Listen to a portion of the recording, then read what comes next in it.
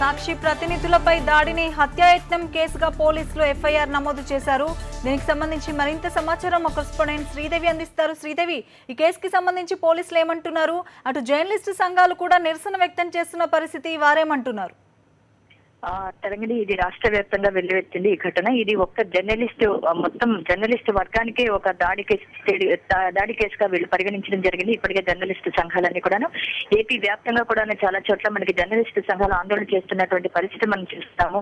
ఈ రోజు కూడా విశాఖలో కూడా జర్నలిస్టు సంఘాలు తీవ్ర నిరసన వ్యక్తం చేశాయి. ముఖ్యంగా రాత్రి నుంచి, అంటే నిందితులను అదుపులోకి తీసుకున్న దగ్గర నుంచి పోలీసుల తీరుపై పలు అనుమానాలు వ్యక్తమవుతున్నాయి. ముఖ్యంగా చెప్పుకోవాలనుకుంటే సిఐ గాని, అక్కడ జనరల్ కానిస్టేబుల్ గా వ్యవహరిస్తున్నటువంటి రమణ గాని, వీళ్ళిద్దరూ కూడాను నిందితులకు రాచమర్యాదలు చేస్తున్నారు, బిర్యానీ ప్యాకెట్స్ అలాగే వాటర్ బాటిల్స్ ఇవన్నీ కూడా అందిస్తున్నారు అన్నటువంటి ఆరోపణలు వెల్లువెత్తాయి. అంతేకాకుండా స్పష్టంగా అక్కడ సాక్షి టీవీ గానీ లేదంటే జర్నలిస్ట్ ఉన్నప్పుడే ఇటువంటి ఘటన అర్ధరాత్రి 11 గంటల తర్వాత చోటు చేసుకోవడం జరగడం అనేది విచారకరమే. ఈ ఘటన చూసి ఇప్పటికే జర్నలిస్టు సంఘాలు తీవ్రంగా ఖండించాయి.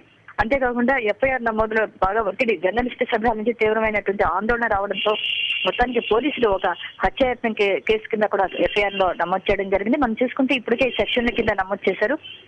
ఐపీసీ 307 అంటే హత్యాయత్నానికి పాల్పడినట్లుగా ఇందులో ఈ కేసులో మనకి ఈ సెక్షన్ మనకి వర్తిస్తుంది. దీంతో పాటు 323, 427, 379, 506, రెడ్ విత్ 34 ఐపీసీ కింద ఈ కేసులో ఈ సెక్షన్ అని ఎఫ్ఐఆర్ లో నమోదు చేయడం జరిగింది. అలాగే A1 ఎవరైతే ఉన్నారో కొసురు శ్రీను, వీడు చాలా దారుణంగా వ్యవహరించాడు. ముఖ్యంగా కెమెరామెన్ సుధాకర్ పట్ల వ్యవహరించినటువంటి తీరు చూస్తుంటే ఇతని హత్యాయత్నానికి పాల్పడినట్లుగా నిర్ధారణ అయింది. ఇతను అనుసరించినటువంటి వైఖరి కూడా సాక్షి టీవీ నుంచి కొంత ఫుటేజ్ తీసుకున్నారు. అందులో ప్రాథమికంగా నేరం అన్నది రుజువైనట్లుగా పోలీసులు కూడా నిర్ధారించారు. అందులో కొసురు శ్రీనుతో పాటు A2 కింద ఎక్యూజిట్ 2 కింద పాతూరి శ్రీనివాస్ని నమోదు చేశారు. A3 కింద సిహెచ్ ప్రసాద్ సంస్థ ఎండి. సో ఈ ముగ్గురిని కూడా అదుపులోకి తీసుకున్నారు. అదుపులోకి తీసుకున్న తర్వాత వీళ్ళని ఈ రోజు రిమాండ్ కి తరలించే అవకాశం ఉంది. అయితే పెట్టినటువంటి సెక్షన్ అన్ని కూడా నాన్ బెయిలబుల్ సెక్షన్స్ కిందే వస్తాయని చెప్పి కూడా పోలీసు అధికారులు చెప్తున్నటువంటి పరిస్థితి తెలంగాణ. Thank you Sridevi.